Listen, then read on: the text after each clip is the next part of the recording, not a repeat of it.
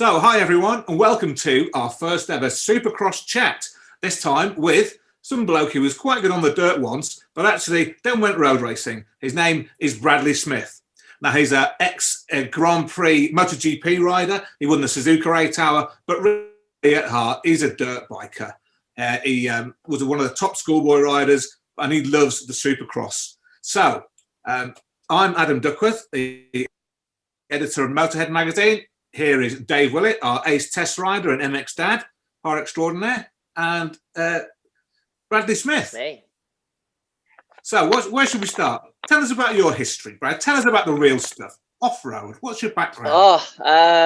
Well, basically, we as a family, I had a dad that raced, schoolboy and AMCA. Had a couple of uncles as well. That raced as well. So yeah, it's well within the family. Started racing when I was 6, and then I made the switch over to road racing. I think it was 2004 in the end. So I was like 13. So, but yeah, I did BSMA, BYMX, Ken Win Stanley at that point as well, and yeah, and everything in between. Club races, Severn Valley, Cotswolds, Bedfont Lakes. Yeah, basically did motocross from 65s up to big wheeled 80s, and then that was kind of the end of my dirt career. But still having motorbikes inside the garage, 2 or 3. Yeah, and try and get as much on a dirt bike as I can. Brad, didn't you always used to ride in black kit as a kid? Was that Jake Nichols's yesterday? So I dropped in the bombshell of Brad said that he will come up here and school you like he used to in the 65 days. It went down. What was his reply? He never got anywhere near me. To be honest, I remember riding with Jake at Mildenhall, because I used to go up there when Stuart Nunn was doing some coaching up there. Carl was doing a little bit as well. And I just remember seeing Jake ride around there and was just like, oh my God, where's this guy come from? Because no one ever saw him race, for such a long time that he didn't actually race. He was just, he was too big for 65s. And then I think they pretty much put him on an 85 or 125 at like 10 years old or something. And I never actually see him actually race. So I think that was fortunate for all of us. Not so fortunate for the guys now, that have to race against him, but especially for us schoolboys at the time, if we were racing with Jake on a weekly basis, it was going to be worrying. There's a lot of road racers who always say, "Oh yeah, I come from a motocross background and I like to motocross and all that stuff." And there are some who are actually, perhaps they did, but weren't actually that good at it. I remember Carl Fogarty. Oh yeah, I started in schoolboy motocross. He wasn't very good. But you were actually pretty good. And I remember watching you at the Apico two-stroke festival, and you were in the pro class, and you were, I'm ashamed to say, ridiculously fast for one of your raving leather queen types. You were really, really good. Tarmac pussy. So when did you get... Tarmac pussy, Adam. For a tarmac pussy. Yeah, you're right. But actually, Bradley was very upset with himself. Yeah, exactly. Dave already knows. Like, I didn't get a whole shot, which I wasn't impressed with at all, because my starts are normally very good, and I was normally 3rd or 4th, and I didn't get a podium. And then Dave tried to give me a consolation trophy, and I just threw it back at him. I'm like, listen, I didn't deserve this, and I didn't get on the podium, so I just threw back the trophy and stormed back off up to the van later on. A couple of days after, he actually then was like, yeah, I've had a look at these guys. They were actually pretty good and pretty fast. Actually, I did all right. I did all right. Yeah, I've been out of the game for so long, I didn't really know who I was racing against. And then, as Dave said, I basically spoke to a few friends of mine, and they were like, oh, you're actually going pretty good for someone that hasn't ridden a motocrosser in a few months. So I'll take it. It was an awesome event, and I keep on getting on to Dave. I'm like, we need another one as soon as possible. So I've got a 125 ready, and whenever we get a chance to put on something, I'm definitely keen to come back with you guys. It was a hell of a weekend. In your road racing, you've won some, one of the biggest races in the world, Suzuka 8 Hour. You've been on the podium on 125s when they raced proper bikes in the World Motorcycle Championship before they went to those funny 4-stroke things. But you've also done it on Moto2, MotoGP. You've done all those great things. But would you swap any of those to win, say, Anaheim 1, first round of the AMA Supercross, or a British Grand Prix, or an outdoor national? I mean, I always said that, my dream was to line up at A1. That's something that still hasn't kind of gone away. All the other ones I've kind of shrugged off a little bit, but there's something about Supercross. You move on to Supercross this year. You've got 8 guys, sat on the starting grid pretty much every night that has a chance of winning. You just have to have a look at these opening 3 rounds to go, wow, that's how deep the field is, because we've had guys finishing, 13th, 14th at round 1 and then being on the podium in round 2, and then 5th and 6th in round 3. So I really kind of overanalyze the bikes, in settings and riding styles. Just generally kind of very interested of how they make it work and how bikes behave and riders behave when the bikes are working, and when you obviously see that something's off, how beginnerish everybody kind of looks, when they don't have that feel. For example, if you had a look at Jet Lawrence, round 2, Houston 2 looked absolutely unstoppable, that he would never even be beaten for the rest of the season. And then for whatever reason, just didn't find that feeling at, Houston 3.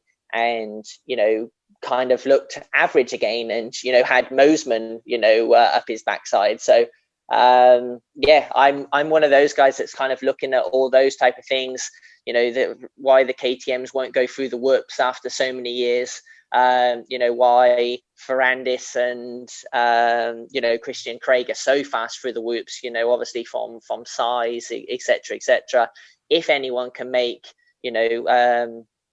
one of those Austrian bikes go through the whoops, because we've got gas now, and we've got Husqvarna. It's interesting to see, can Dino go through the whoops? Is it just a size thing with Marvin and Webb? And it's all those type of things I'm looking at. I'm really geeky on that type of thing. So I'm almost don't see the race for the actual race itself. I'm more just looking at kind of settings and bike setups, and looking at those type of things. That has answered one of Adam's questions. You just done that just instantly there, right? Okay, so when you say that, how good does Ken Roczen's bike look this year?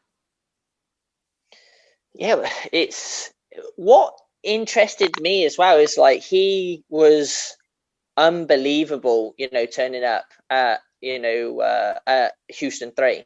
If you had a look all day, the speed that he had. And it's interesting to see as well, when Kenny's on, Kenny's already turning before he even gets to like the corner itself. You can see it just, he found something that made it work between the front and the rear end of the bike, and he can just turn it before he even gets there. Houston 1, you're right, like at Houston 1, Zach Osborne and Kenny were doing that, exactly what you're on about. They're just turning before the rut. So the rest of the guys were rolling around the turn, weren't they? And they were just turning straight off them. Unfortunately, Zach didn't have a very good ride because of his start and a few other bits and pieces. But when you watch the heat races and you watch how they were manoeuvring it, also as well, going back to, analysing the bikes, Zach goes through the whoops pretty good. For such a small guy, he actually, finds a way of making it work. So, then you start to think, well, what is it that he's doing that they're not doing? Because, with the Alden's program and everything, it's not like Marvin and Cooper and Coop don't know what's going on there. So, but it's just been one of those strange things, because also I started to think, well, is it a WP thing? But you've seen WP on other bikes, now, not just on the KTMs, and they're still, performing and doing well as well. So, okay, that's more of a European thing than an American thing, but I don't think it's just I don't think it's only WP. And like you said, Zach's found a way of getting through them. So it's interesting. Justin, it definitely is interesting. And Justin as well, so then, because I know that you named them as 3 different manufacturers there, but realistically as well, they're kind of one as well. I know there is slight differences, but when them guys are at that level, they've got their own preferences anyway of setting up a bike. So it could be, you know, quite similar, couldn't it? You know, regarding in terms of height. You know, Zach has his bike quite small, quite low, like handlebars, levers, and that kind of stuff, pulling, just because he's got, you know, quite little hands and that kind of stuff. So you know, he has a different bike setup anyway. But yeah, when you start to look at that and you go like, Justin, how comfortable he looked, or should I say how comfortable he looks, really. Yeah, yeah. Well, the thing is that it just blew me away, because I hadn't really seen anything leading up to the Supercrosses. I kind of just turned it on, you know, and watched the main event at A1, because normally I'm a geek and, you know, looking at all the videos and at the practice track and this and the other. But I've had a crazy busy December, so I literally just turned it on, you know, New Year, right, and just seeing Barsha go down he come out of the first quarter, like obviously the start was amazing, come out, and then just see him flick it, you know, over down the first rhythm section, like literally off a start turn one down the main straight, and you're just like, oh my god, Barsha's back. You know, it's just stuff that you never see him do while he was at Yamaha the whole time, and it's stuff that you haven't seen him do since he's been in the lights class. I mean, the Husky, KTM, you know, the Austrians, some of them have got the new air shock on the back, like Barsha's running an air shock. I think Webb might be, but some are and some aren't, which is obviously kind of indicates that they're probably not 100% happy with what they've got. So they're trying different things that they tried a few years ago, you know, newer versions of it. I don't know. It just seems odd that some are going one way, some are going the other way. There's obviously, to me, it looks like there's some sort of issue there for Supercross 2, those whoops, if you agree. Yeah, but I don't know. I kind of counteract that and be like, well, why is Tomac and Cincerello running completely different, you know, suspension companies? You know, one's on show and one's on KYB, you know. So then you start going, well, hang on a second. And then I think it was the same story in Honda last year, where Roczen was using something that I think Brayton wasn't, or, you know, there's always, I don't know. It seems very bizarre to me. I think the reason, probably there's a good purpose for that as well, and you know, and that is that it's nothing better than getting two companies kind of fighting and developing and pushing forward. So then, you know, what happens then, don't we, is that you know, what ends up happening is the company then manages to get a really good base setting for suspension on their production bike the following year. Yeah. Like there's a big story to all of it, but you know, I remember even picking, you know, for example, you know, with Chad Reed or with Ryan Villapoto, both have been at MotoGP races. So, you know, I just, you know, pick their brains and be like, you know, well, what about this and what about that? And, you know, Chad would say, oh yeah, I'd run completely different settings and a completely different bike, you know, from Supercross to motocross. And then, you know, someone like Ryan would just be like, I mean, spring rates would be a little bit different, but in terms of geometry, I'd run it exactly the same. You know, give or take a little bit here and there, but, you know, the general basis of the bike was exactly the same. So it's also funny, riders between riders, how it's kind of some super kind of, this needs to be like this and needs to be like that. And then other guys are just like, yeah, as long as it's more or less in the ballpark, I'm good to go. And, you know, as long as I feel comfortable and I know what the bike's going to do, I'll just make it work, you know, with whatever I'm doing. I mean, as a MotoGP is a different level of technology compared to the motocross guys. Obviously, they're changing different swing arms for the flex in the corners and the frame and the gearbox and all. Do you ever look at the motocross things and just think it's a bit agricultural? Do you think there's anything they could learn from the technology of the MotoGP that might help them? Or do you think it's more just down to the rider? Yeah, I mean, there's certain things, and, you know, you see numerous sensors now, you know, on the different bikes for like the data acquisition. You know, I think I've seen a couple of sensors on the rear linkage systems, you know, to measure, you know, what they're up to movement wise and shock wise. But when you see a deterioration of those tracks, you know, from the first lap of the main till lap 26 or something that it was like last weekend, it's just not on the same level as, for example, Formula One or MotoGP. Our track is going to roughly stay exactly the same. Maybe it rubbers in a little bit. You know, maybe the line gets a little bit wider, you know, with more bikes riding on it. But in the grand scheme of things, it doesn't change. So you change the bike and you adapt the bike to a never changing process. what can work on lap one inside of, or what can work even in practice, because we see it time and time again. What's working on practice doesn't work, come the main event. We see some guys absolutely flying week in, week out. They turn up, the lap time is there, they're feeling good, everything's great. And then they turn up, come the evening show, the bike's not working. And, then in the main event, they end up 40, 45 seconds back. And you go, well, that wasn't the bike. That is just down to like the rider and, maybe it's setting. But, it has to come down mainly to the rider, I think, in motocross, and learning to adapt to those different things. So I like the fact that it's a little bit basic still in motocross, and they put it in the hands of the riders, and they entrust in the riders to get the job done. And I think that we could still see guys riding subpar bikes and being on the podium inside of, Supercross, and even in the outdoor, they can make it work. They can hustle it around. It's just not like that inside of MotoGP, and, that's a little bit disappointing. Cool. I mean, obviously, I know that AMA rules, you can't change frames and swing arms and things, but you can in GPs, but there still doesn't seem to be a lot of that.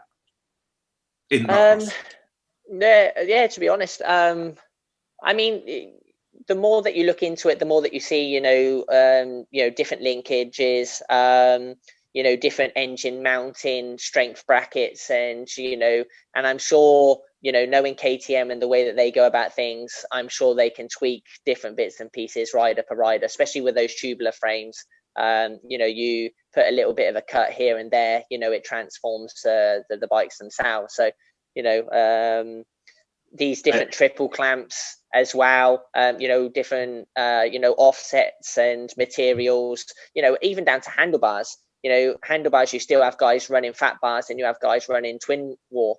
There's flex all in those, et cetera, et cetera. So although you don't see it, it's still definitely there. There's a lot more option as well for tires inside of motocross than there is inside of, MotoGP. So, I think although you don't see it and it's not necessarily super evident, it's still there, and still, a lot of guys are playing with all these things.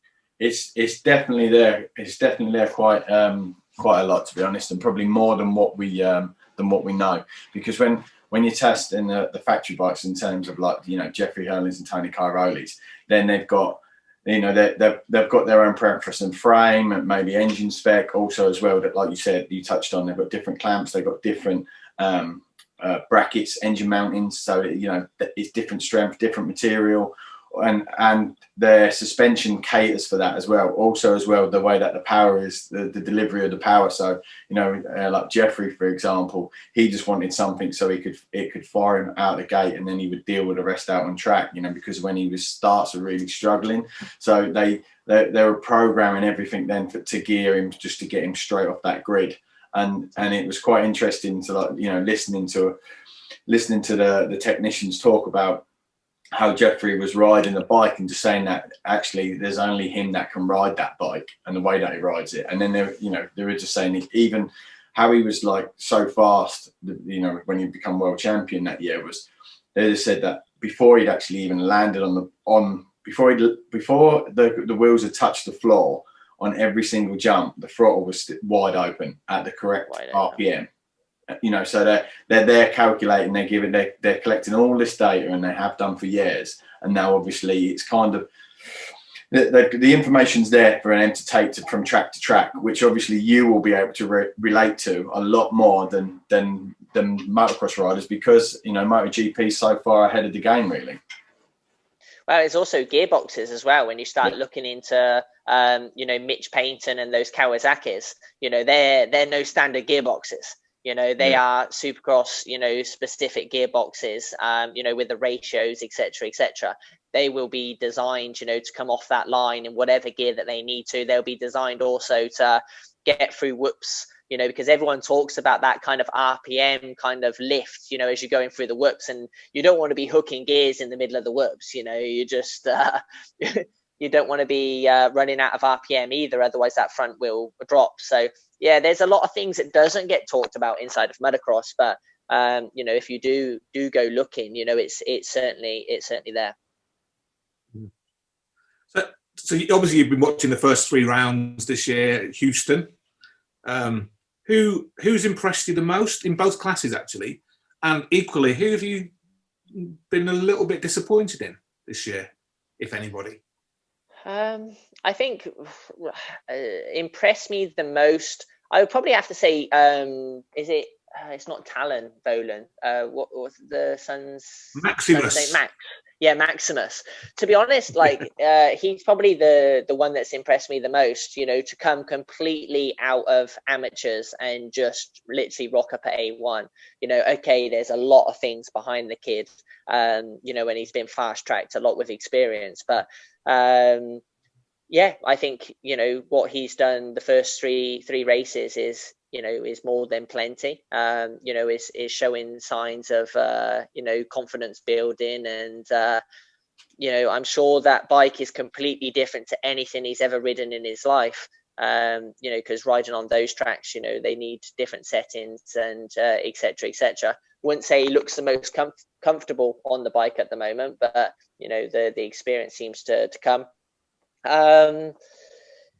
Core in 450s.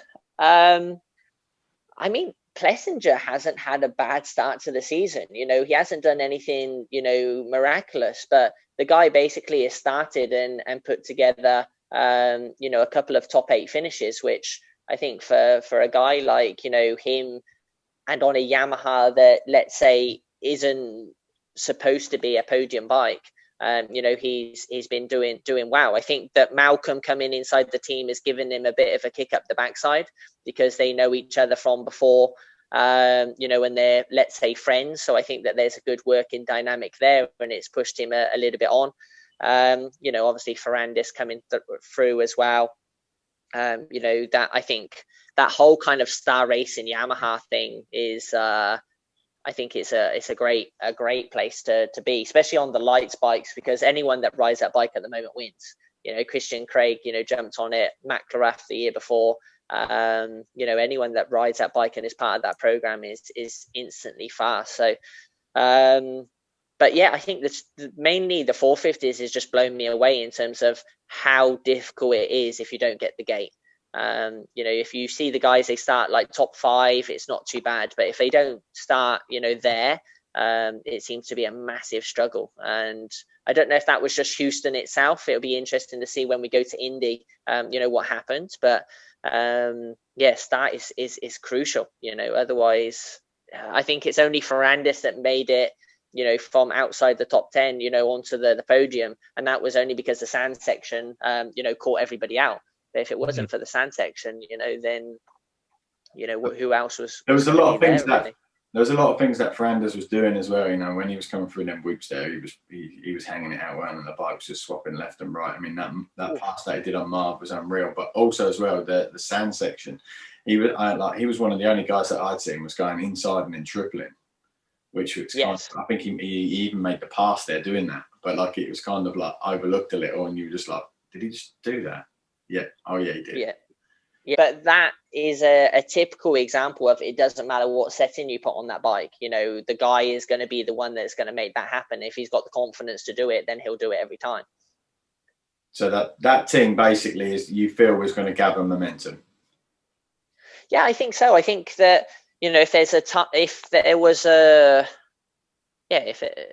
I think we've already seen that Star's done a better job with that Yamaha than anyone else has done. In the last 2-3 years. Barsha got a couple of results with it, but we didn't see all 3 guys competitive at the front that we are seeing now. So, and I think with more information, that's only gonna, help them a little bit more. I mean, KTM, Gas Husqvarna, it's normal that they're fast. They've got, those years of experience. Kenny, it's great to see him there. Tomac doesn't look comfortable yet, but he never really looks comfortable in the opening rounds. And then suddenly just turns up one weekend and kind of is happy with absolutely everything, and then just goes out and kills it.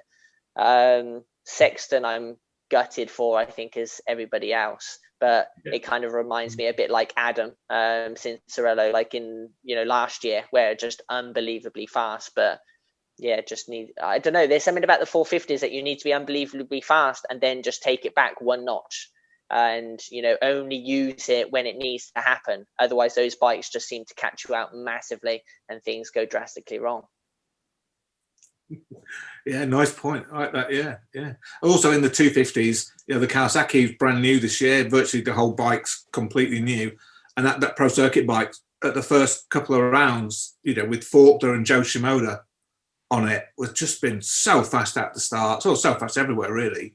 I think the team has done a good job with that bike to take something completely new and make it that fast, that quick. And for me, Shimoda has just been a bit of a revelation as well. He was on Geico Honda last year. He's only a youngster. He's from Japan. He's in a different country, and really, I think he's really gelling with that team, and the bike seems really good. Yeah, I was speaking with Ollie Stone just prior to the first round, and who is Faulkner's mechanic. And yeah, he said like everything was super last minute, like literally just putting the bikes together, couple of last bits of testing, and then off to the first race. So yeah, I think they've done a great job considering all the situations, and no doubt a lot of people are in that same situation. Stuff coming out of Japan, as for MotoGP, it's coming out in dribs and drabs at the moment, and there's massive delays on all of it, and I'm sure in Supercross that's no different. The only good thing is that when you got a team like Pro Circuit behind you, they can make anything in-house anyway, so they're not relying so much on the Japanese to get that done. Gearbox is made in Britain, I believe. Say again? Gearbox is made in Britain, I believe, from the Pro Circuit bikes. Yeah, you know more than me. Who's your money on? Who's your money on, Bradley? For the who's your money on? Main. Give us a quick rundown. Top three. When overall, or no, just in the next round. What we got 4.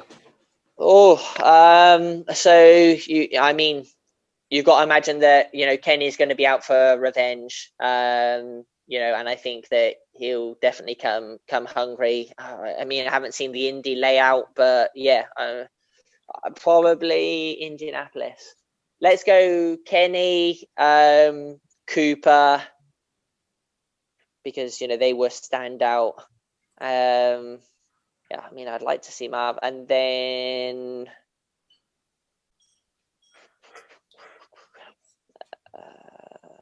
I don't know. Let's hope that Tomac shows some speed. So yeah, Kenny, Cooper, Tomac. Yeah, that's it. Talking about Roczen, he he's got the points lead, but the second round he had the thing with did he jump on the red cross flag and all that hassle, dock some points. At the last round, obviously there's the Lapper gate involving Dean Wilson and on the podium Roczen's going, I felt like I was going to punch the wall, but I'm now going to focus on being more of a patient person. And he's talked about having a sports psychologist this year. So where do you think he is right now in his mind? And have you got any experience with sports psychologists and what they can do to a top rider like that? Do you think Kenny needs that? Yeah, I think that everybody needs it, because it's not that a sports psychologist isn't there to teach you how to ride a motorcycle or to teach you, how to go through the whoops. A sports psychologist is just to help you deal with the good side and the bad side, and not get carried away on both sides, not get too happy and complacent, and and not get too down in the dumps. Don't let the niggling things bother you so much. Just find a way of coping, because finally it's the negativity that eats us. It's not positivity that puts anyone down. It's just those little negative things that we just allow to creep inside our head, whether it's a confidence thing or officials making, wrong decisions in our eyes, or Wilson sitting on the line in the last lap. It's just all those things that you have to just learn to put behind you emotionally, because the racing season's long, and you can't have this compound effect of turning up the next weekend pissed off. You have to just turn up at the next weekend going, okay, I'm not happy, I'm going to use that as motivation rather than anger, because let's be honest, if you're riding angry and narky and this, that, and the other, things aren't ever going to be good. But if you're riding with a purpose and with a meaning, that's going to help you, find those extra few temps that you need at this, level of the game. Two things for you then, Bradley. All right, okay. So first of all, you said that Ken's going to win. He's going to win over. Yes. Yeah, he's going to win. He's going to win. Yeah, over Cooper right now.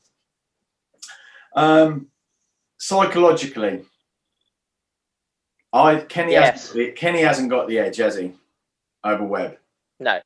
Right. Okay. Now, every time that this kind of happens, like, in the first round he was there, and obviously everybody says about the pass, and they didn't make the pass, and maybe that's because they're saying be patient, and on his interview afterwards, that was what he said, didn't he?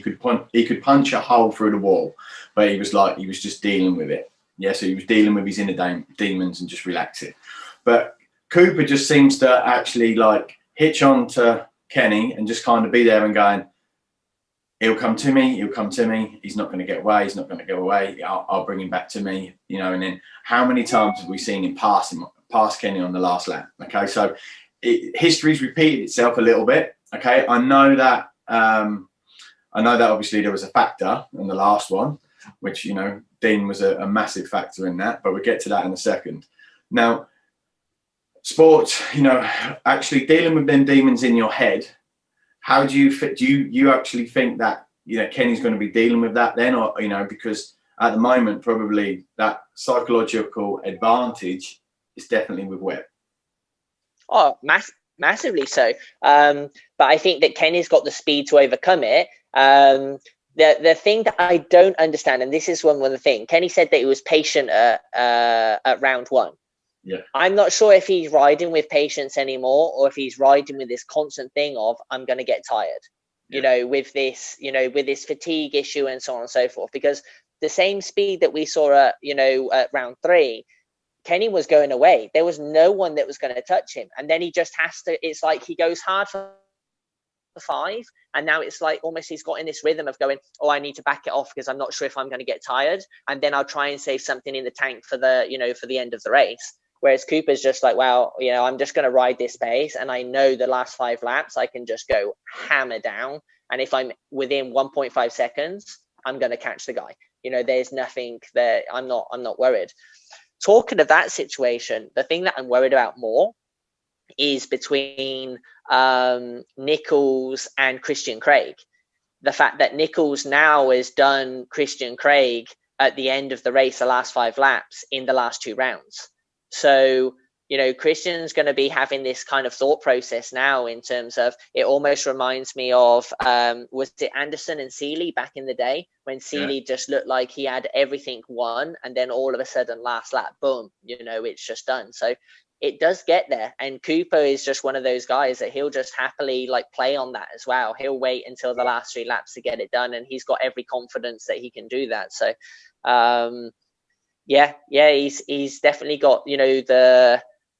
So you're saying, Bradley, that basically raw speed of Ken Roczen is going to overcome the mental advantage that Cooper Webb's clearly got at this moment. Is kind of where you're going with that prediction. It can, and it should.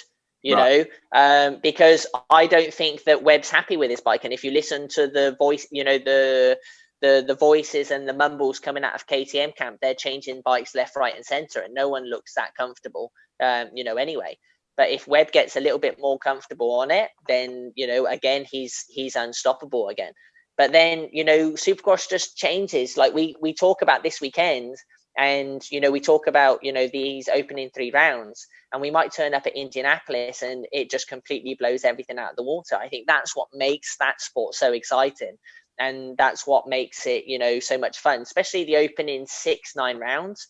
Once the championship kind of gets going, if we have a look last year at Salt Lake, it almost was a bit like the people that were fighting for the championship, they turned up and everyone else just turned up just to ride round, But the opening 6 to 9 races of Supercross is fantastic. Well, then once we get into the double digits, everyone kind of assesses and doesn't take so much risk. But definitely for the next couple of months, we're going to be glued to our seats and watching with our mouths wide open, I reckon. the next thing, okay, quickly then on that. So obviously Dean Wilson played a massive factor in Kenny's defeat. Now, as a rider, Dean's obviously gone and apologised. But what I found was quite interesting was Michael Pichon's response to it. He basically said, "Look, that's cool saying that, but actually it's not quite acceptable because as a rider, he's not buying into that. He's not buying into the fact that he didn't see the flags, and like Dean, the white flag was shown, wasn't it? At Kenny and probably Dean neither at the same time. Also, as well, he was kind of saying, in something that I was reading that basically, or actually something that Jake read to me that he wrote. That was yesterday. And saying, as a rider, when you're going over the jumps, you're always checking where everything is, especially in Supercross, and you're monitoring everything all the time. So you've always got time to look back. And that there was his point was that if leaders coming in and you're gonna clock them at some point. And basically just wasn't having the fact that he didn't see him or he didn't see the flags. Where do you stand on that? I agree. So basically the simple thing is, that the leaders come in, or who's coming, just because the bikes, the helmet design, and it's just these really weird things that you pick up on, and exactly who it is. Even if you see him a glimpse, exactly, who's coming. And it's not like they were catching Dean 5 seconds a lap and they come out of nowhere. They were probably catching in, 1.2. So that means that they were coming for 5 laps and you saw them come in for 5 laps. Now, the only thing that I turn around and say is, where is Dean at the moment in terms of his fitness and mental state, etc., because he did say, man, I didn't see anything. And let's be honest, if you're knackered, and you're just trying to hold on, then that's something that, could happen. I also, read and saw a few different bits and pieces. There is plenty of footage out there that shows blue flags going to Dean, but he was also lapping guys at the same time. I think he lapped Chisholm and maybe Bogle as well, in that lap leading up. So it's so difficult, because you don't believe that Dean would do it on purpose. But yeah, it's just a really weird situation that we can all speculate because we love to do it, and that's our jobs as sofa pundits, because we can say that we've been there and done that, but yeah, I think only Dean can really answer that to us all. But there is things in his favour. There was blue flags waved at other riders to get out of his way. Ferrandis was right there behind him at that point, that he maybe felt that he was still in a battle for, but a bit like Pichon, I haven't read that, but a bit like he had said, when the leaders are coming, who's coming, and that from 3 to 5 laps, before it even gets to that point.